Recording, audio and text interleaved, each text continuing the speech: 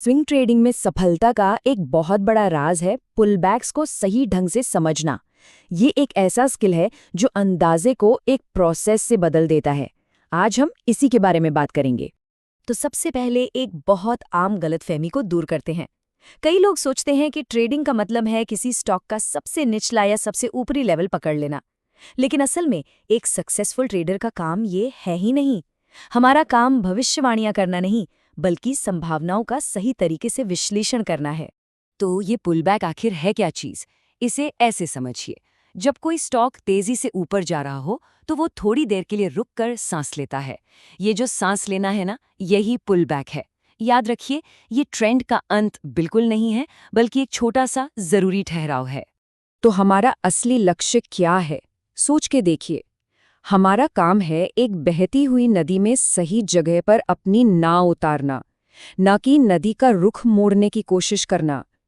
हम ट्रेंड में हिस्सा लेते हैं, उसे बनाते नहीं। हम सिर्फ सही मौके पर कम जोखिम के साथ भागीदारी करते हैं। किसी भी ट्रेड के बारे में सोचने से भी पहले सबसे पहला काम, सबसे जरूरी काम है मार्केट के बड़े ट्रेंड को समझना। अगर हम ट्रेंड के साथ हैं तो हमारी सफलता की संभावनाएं अपने आप बढ़ जाती हैं। ये हमारा पहला और सबसे जरूरी फिल्टर है। तो एक मजबूत अपट्रेंड में 3 बातें बिल्कुल साफ दिखनी चाहिए। पहला, लगातार बनते नए शिखर, जिसे हम कहते हैं हायर हाइज। दूसरा, ऊपर की तरफ बढ़ते हुए निचले स्तर, यानी हायर लोअर्स। और सबसे जरूरी, ये सब कुछ बिना किसी कंफ्यूजन के बिल्कुल क्रिस्टल क्लियर नजर आना चाहिए। स्पष्टता ही हमारी पहली जरूरत है। ये एक सुनहरा नियम है, इसे हमेशा याद रखिए। अगर चार्ट पर कोई साफ ट्रेंड नहीं दिख रहा है तो ट्रेड नहीं करना है। सिंपल। अस्पष्टता में ट्रेड करना एक गैर जरूरी जोखिम है और एक प्रोफेशनल ट्रेडर ऐसे जोखिम से हमेशा बचता है। देखिए, प्राइस हमेशा 2 तरह से चलती है, एक तेज दौड़ और फिर एक ठहराव। ये जानना इसलिए जरूरी है क्योंकि हमारे लिए सबसे बेहतर, सबसे कम रिस्क वाले मौके अक्सर उस ठहराव के दौरान ही बनते हैं। पहला फेज है इम्पल्सिव मूव।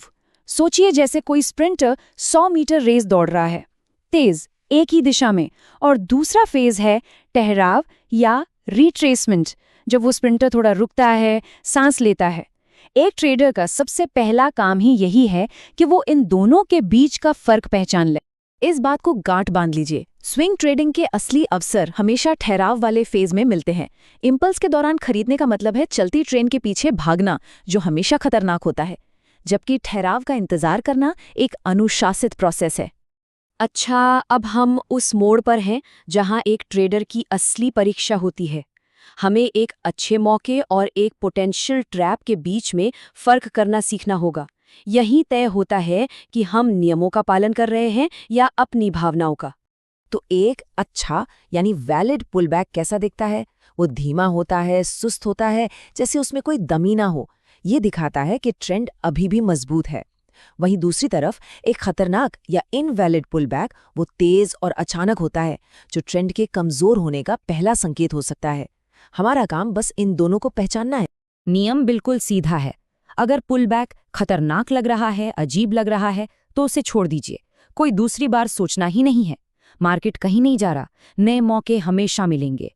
एक खराब मौके पर टाइम वेस्ट करना बेवकूफ़ी है। चलिए, अब कुछ ऐसी आम गलतियों पर नजर डालते हैं जिनसे बचकर हम अपनी ट्रेडिंग को सुधार सकते हैं। इन्हें आप एंटी रूल्स समझ लीजिए, मतलब वो काम जो हमें बिल्कुल नहीं करने हैं। कभी भी ये अंदाजा मत लगाइए कि ट्रेंड अब पलटने ही वाला है।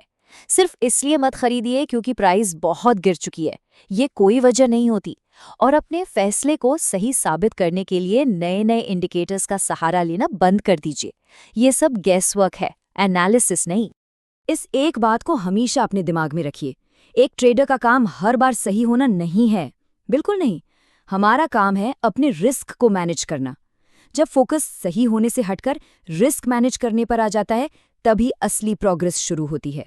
तो हमने जो कुछ भी अभी तक सीखा, उसका असली मकसद क्या है? ये सिर्फ पुलबैक पहचानने की एक टेक्निकल एक्सरसाइज नहीं है। इसका असली सबक कुछ और ही है, और वो बहुत गहरा है। तो ये सवाल खुद से पूछना जरूरी है। इस पूरी प्रक्रिया का, इस पूरे एनालिसिस का असली लक्ष्य क्या है? क्या ये बस अच्छे ट्रेड्स ढूंढना है या कुछ और? देखिए, आम तौर पे लगता है कि गोल ट्रेड ढूंढना है, लेकिन असली गोल है धैर्य रखना और ज्यादातर मौकों को ना कहना सीखना। एक प्रोफेशनल ट्रेडर की पहचान इससे नहीं होती कि वो कितने अच्छे ट्रेड लेता है, बल्कि इससे होती है कि वो कितने खराब ट्रेड्स छोड़ लेता है।